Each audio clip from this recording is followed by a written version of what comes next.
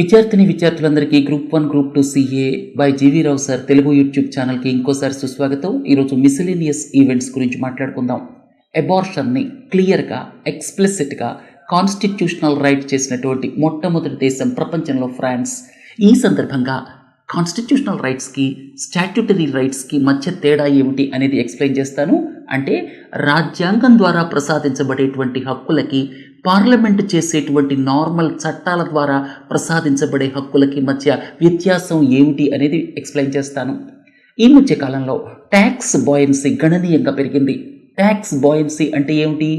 Nominal జీడిపితో పోలిస్తే taxes ఇంకా ఫాస్ట్గా పెరిగాయి అనుకోండి. అంటే నామినల్ జీడిపి గ్రోత్ 10% ఉందనుకోండి, ట్యాక్సెస్ 20% 15% పెరిగాయి అనుకోండి. అప్పుడు దాన్ని మనం ఏమంటాం? ట్యాక్స్ బాయన్సీ రోబస్ట్గా ఉంది అని అంటాం అనమాట. ఈ మధ్యకాలంలో ట్యాక్స్ బాయన్సీ గణనీయంగా పెరిగింది. అయితే చాలామంది విశ్లేషకులు ఏం చెప్తున్నారంటే, గత 10 సంవత్సరాల కాలంలో ప్రభుత్వం బ్లాక్ మనీని కంట్రోల్ చేయడానికి తీసుకున్నటువంటి చర్యల కారణంగానే ట్యాక్స్ బాయన్సీ గణనీయంగా పెరిగింది అని చెప్తున్నారు. నేను ఒక 2 నిమిషాల సేపు అసలు ఈ బ్లాక్ మనీని కంట్రోల్ చేయడానికి గత 10 సంవత్సరాల కాలంలో ప్రభుత్వం తీసుకున్నటువంటి చర్యలు ఏమిటి అని ఎక్స్ప్లెయిన్ చేస్తాను. పతంజలి, ఇది మీకు వెంటనే ఏం గుర్తొస్తుంది? బాబా రామ్దేవ్ గుర్తొస్తారు. పతంజలి ఎందుకని వార్తల్లోకి వచ్చింది? సుప్రీంకోర్టు ఇచ్చినటువంటి ఆదేశాలు ఏమిటి పతంజలికి సంబంధించి? ఎవరైనా సరే నయం కాని జబ్బులకి మేము క్యూర్ చేస్తాము అని అడ్వర్టైజ్మెంట్స్ ఇస్తే అప్పుడు ఏ చట్టాల ద్వారా చర్యలు తీసుకోవచ్చు? కన్జ్యూమర్ ప్రొటెక్షన్ యాక్ట్ కావచ్చు, అలాగే డోమా కావచ్చు. ఈ 2 చట్టాల గురించి మీకు ఎక్స్ప్లెయిన్ చేస్తాను. అలాగే కచ్చతీవు ఐలాండ్, ఇది ఎక్కడుంది, ఎందుకు వార్తల్లోకి వచ్చింది? ఫుడ్ కార్పొరేషన్ ఆఫ్ ఇండియా తరచుగా విమర్శలను ఎందుకు ఎదుర్కొంటోంది? ఒబెసిటీ అంటే ఏమిటి?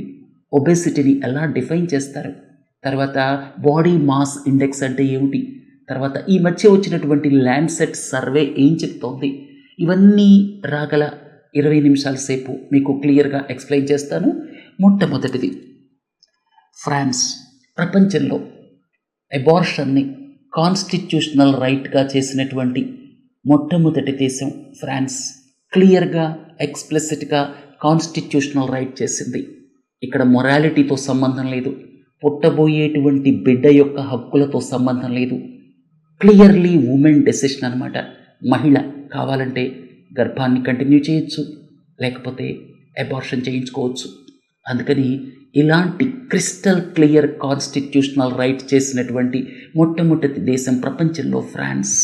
ఈ సందర్భంగా మీకు ఇంకో చిన్న విషయం కూడా చెప్పాలి. ఎందుకంటే ఈ అబార్షన్ అనే దాన్ని 1975లోనే ఫ్రాన్స్ లీగలైజ్ చేసింది. అయితే ఇప్పుడు కాన్స్టిట్యూషనల్ రైట్గా చేయాల్సిన అవసరం ఏమొచ్చింది అని మీలో చాలామందికి సందేహం రావచ్చు. కాన్స్టిట్యూషనల్ రైట్స్కి స్టాట్యూటరీ రైట్స్కి మధ్య తేడా ఏమిటి?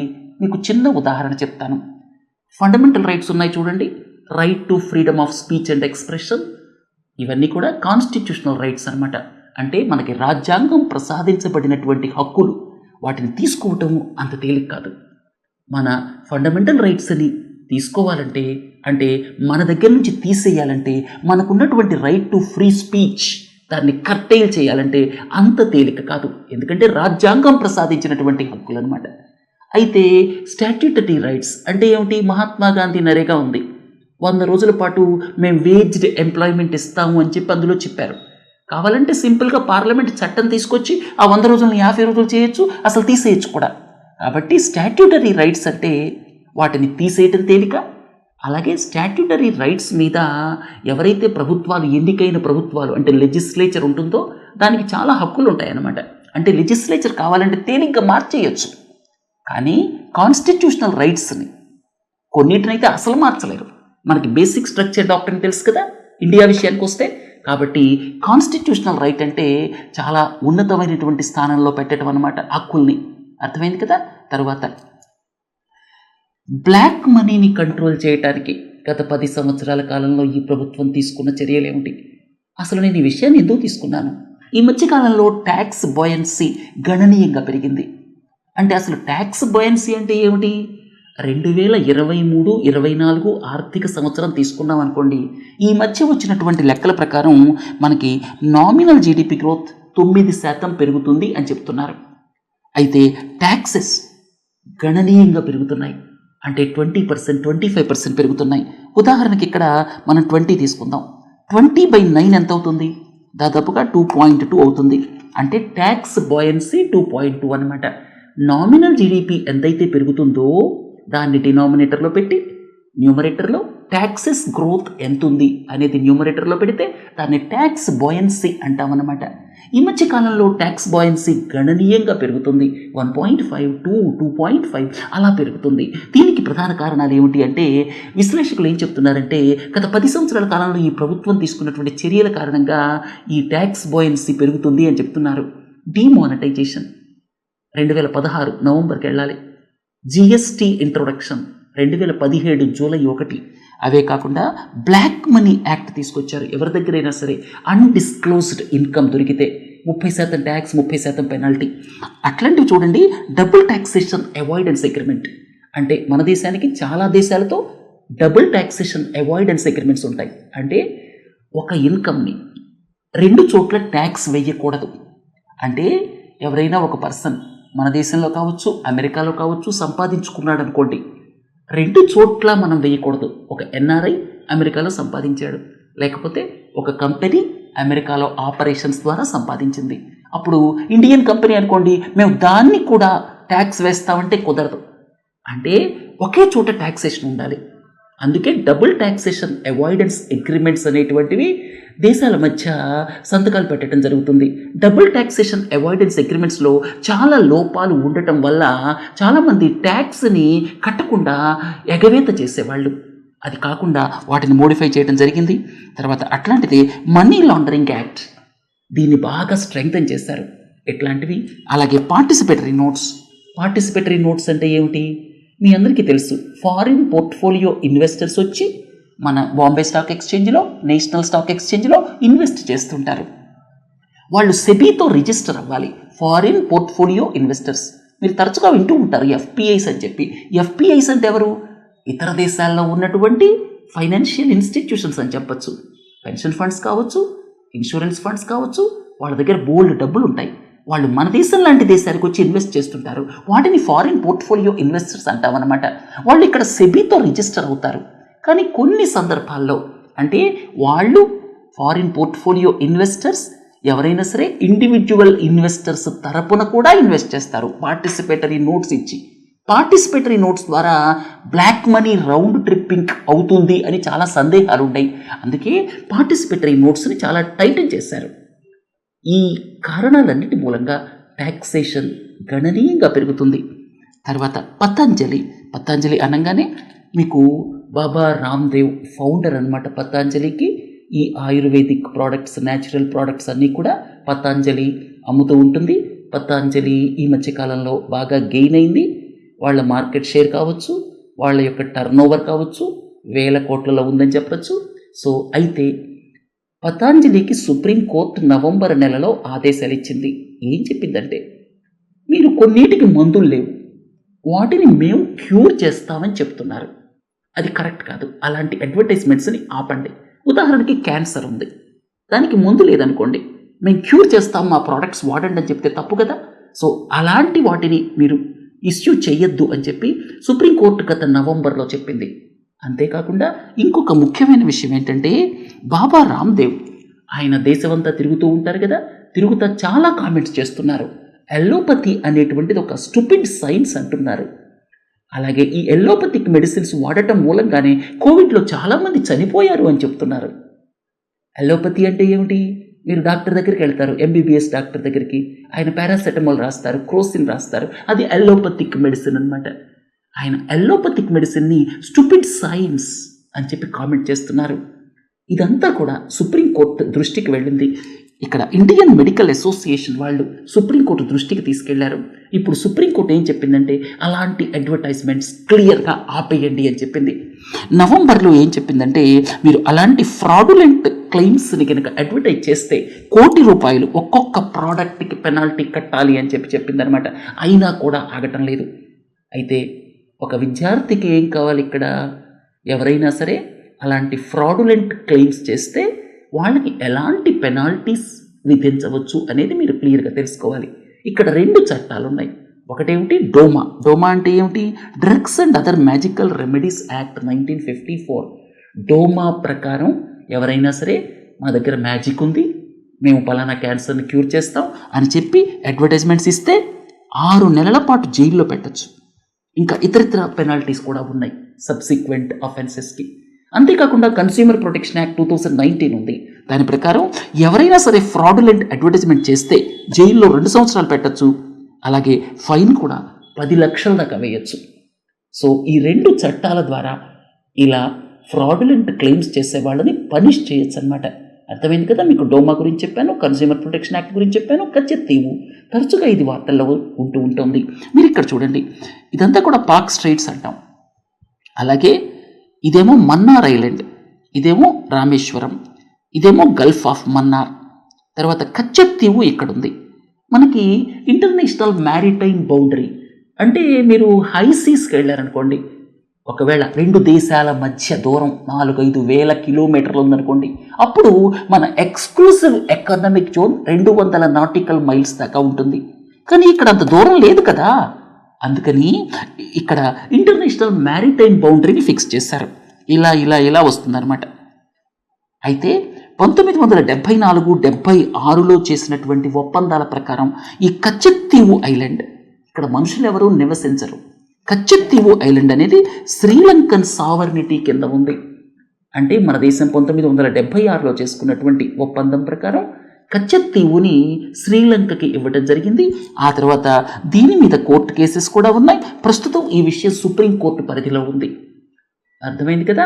తర్వాత ఇక్కడ చూడండి, ఇదేమో రామేశ్వరం, ఈ చివరిలో ధనుష్కోడి ఉంటుంది. ధనుష్కోడి అనేది మన భూభాగానికి ఎడ్జ్ అనమాట. ఈ మధ్య ప్రధానమంత్రి గారు అక్కడికి వెళ్ళి రామాలయాన్ని విజిట్ చేశారు. మన అయోధ్యలో రామ్ మందిర్ని ప్రారంభించడానికి ముందు ఆయన చాలా పుణ్యక్షేత్రాలు తిరిగారు. వాటిల్లో ధనుష్కోడి కూడా ఒకటనమాట. ఆ తర్వాత ఇక్కడ చాలా తక్కువ డెప్త్ ఉంటుంది. తర్వాత ఈ మన్నార్ ఐలాండ్ వస్తుంది, ఇది శ్రీలంకకి సంబంధించిందనమాట. తరువాతి ప్రశ్న, ఫుడ్ కార్పొరేషన్ ఆఫ్ ఇండియాని అసలు ఎందుకు ఎస్టాబ్లిష్ చేశారు? ఫుడ్ కార్పొరేషన్ ఆఫ్ ఇండియాని 1965లో ఎస్టాబ్లిష్ చేయడం జరిగింది. ఎందుకంటే పబ్లిక్ డిస్ట్రిబ్యూషన్ సిస్టమ్కి సంబంధించి అది ప్రధాన పాత్ర పోషిస్తుందన్నమాట.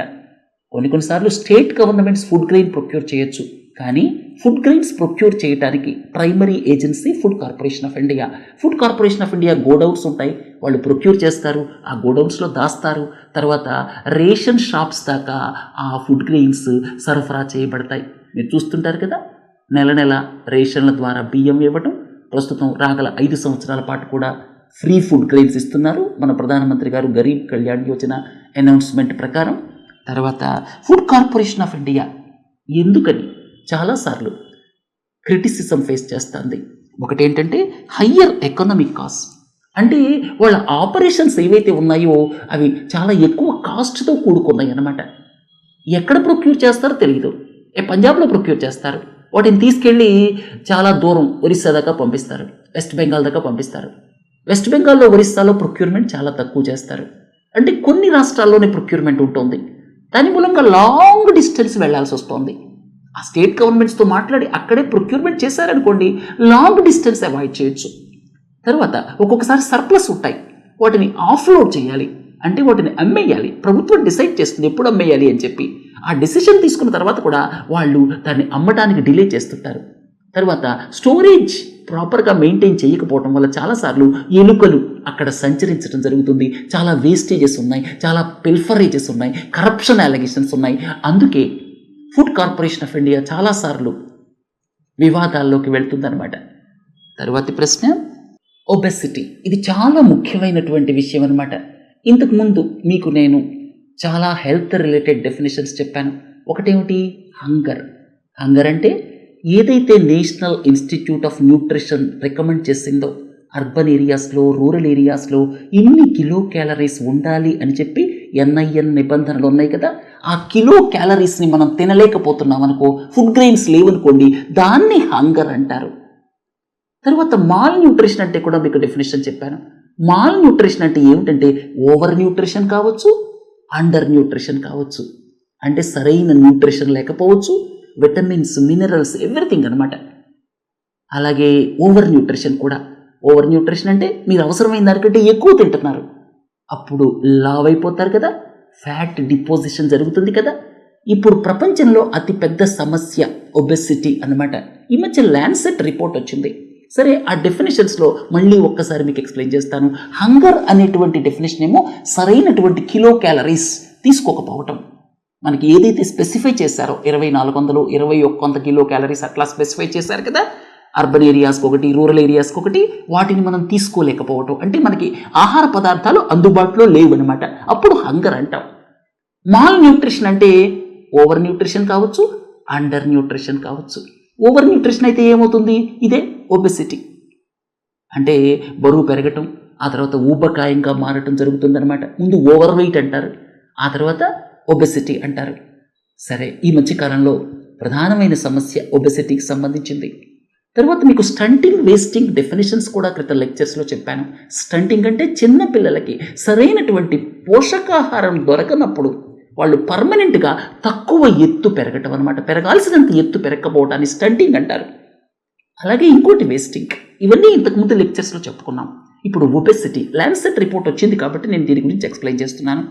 ఈ మధ్య వచ్చినటువంటి ల్యాన్సెట్ రిపోర్ట్ ప్రకారం 1990కి ఇప్పటికీ మీరు కంపేర్ చేస్తే 1990లో మీరు చూస్తే చిన్నపిల్లల విషయానికి వస్తే అంటే 5 సంవత్సరాల నుంచి 19 సంవత్సరాల మధ్య 1990లో కేవలం 4 లక్షల మంది మాత్రమే ఒబెస్ అనమాట.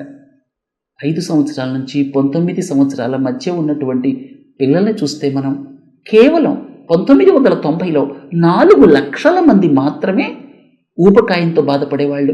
ఇప్పుడు ఆ సంఖ్య 120 లక్షలు అంటే 1,20,00,000 మంది ఈ ఏజ్ గ్రూప్లో ఉన్న వాళ్ళు బాధపడుతున్నారు. ఇక పెద్దవాళ్ల విషయానికి వస్తే మరీ దారుణంగా ఉంది.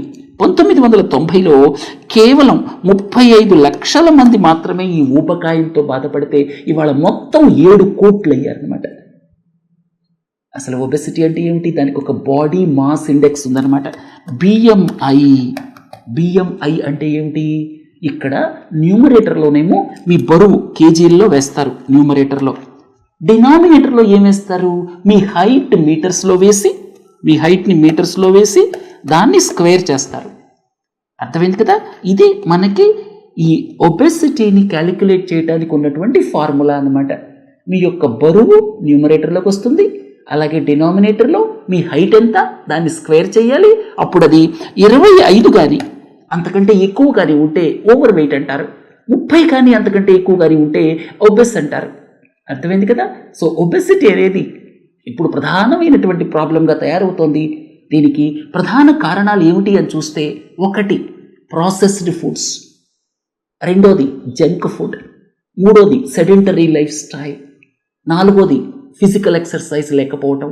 ఇట్లా రకరకాల ప్రాబ్లమ్స్ ఉన్నాయి. వీటన్నిటి నుంచి బయటికి రావటానికి మనం ఆలోచించాలి, లేకపోతే రాబోయే కాలంలో ఒబెసిటీ రిలేటెడ్ కాంప్లికేషన్స్ చాలా పెరిగే అవకాశం ఉంది. తర్వాతి ప్రశ్న, హార్టికల్చర్ ప్రొడక్షన్. మీకు కొన్ని స్టాటిస్టిక్స్ 2-3 నిమిషాల సేపు ఎక్స్ప్లెయిన్ చేస్తాను. ఫుడ్ గ్రెయిన్ ప్రొడక్షన్ గురించి మనం ఇంతకుముందు చెప్పుకున్నాం కదా. ఫుడ్ గ్రెయిన్ ప్రొడక్షన్ మనకి 320 మిలియన్ టన్స్, రఫ్గా చెప్తున్నాను నేను. 320 మిలియన్ టన్స్లో రైస్ 130 మిలియన్ టన్నులు, తర్వాత వీట్ 110 అంటే రైస్ బియ్యమేమో 130 మిలియన్ టన్నులు, గోధుమలు 110 మిలియన్ టన్నులు. తర్వాత మన దేశం ప్రపంచంలో లార్జెస్ట్ రైస్ ఎక్స్పోర్టర్, గుర్తుపెట్టుకోండి. ఈ మధ్య నిషేధం విధించింది, తర్వాత వచ్చే ఫిగర్స్ని మళ్ళీ మనం చూడాలి. In general for the past 4-5 years చూస్తే మన దేశం లార్జెస్ట్ రైస్ ఎక్స్పోర్టర్, 130 మిలియన్ టన్నులు పండుతుంది. గోధుమలు 110 మిలియన్ టన్నులు, రెండు కలిపితే 240 మిలియన్ టన్నులు అయిపోయింది. ఇక మిగిలిందంత 75 మిలియన్ టన్నులు. వాటిల్లో దాదాపు 55 మిలియన్ టన్నులు ఈ కోర్స్ గ్రెయిన్స్ అంటాం కదా. వాటిల్లో మీకు చాలా ఉన్నాయి, మొక్కజొన్నలు లాంటివి, రాగులు లాంటి, సజ్జలు లాంటి, ఇవన్నీ కూడా కోర్స్ గ్రెయిన్స్ అంటాం. అవి దాదాపు 55 మిలియన్ టన్నులు. ఆ 55 మిలియన్ టన్నుల్లో 30 మిలియన్ టన్నులు మొక్కజొన్న. ఒక్క మొక్కజొన్నే 30 మిలియన్ టన్నులు.